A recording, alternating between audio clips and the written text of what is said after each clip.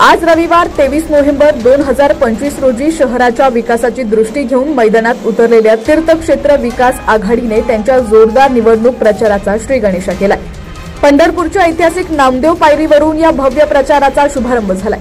तीर्थक्षेत्र विकास आघाडीने पंढरपूरच्या सर्वांगीण विकासाचा आणि तीर्थक्षेत्राला योग्य न्याय मिळवून देण्याचा मुख्य संकल्प घेऊन निवडणुकीत उतरत असल्याचं यावेळी स्पष्ट केलंय। नेत्यांनी उपस्थितांना संबोधित करताना जुन्या समस्यांवर मात करून आधुनिक पंढरपूर उभारण्याची ग्वाही दिली आहे। प्रचार शुभारंभासोबतच आघाडीच्या नेत्यांनी आणि उमेदवारांनी शहरात भव्य पदयात्रेला सुरुवात केली आहे। मतदारांच्या दारात जाऊन संवाद साधण्याचा हा महत्त्वाकांक्षी प्रयत्न आहे।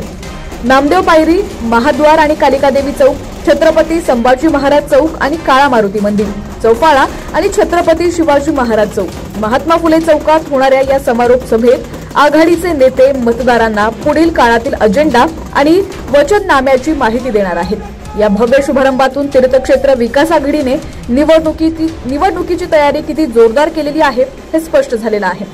शहरातील प्रत्येक मतदारापर्यंत पोहोचून विकासाचा मुद्दा प्रभावीपणे मांडण्याचा या आघाडीचा प्रयत्न असणार आहे। पंढरपूर नगरपालिकेच्या सार्वत्रिक निवडणुकीची लढत आता अधिक रंगतदार होणार यात शंका नाही। अधिक अपडेटसाठी पाहत रहा HPN मराठी न्यूज।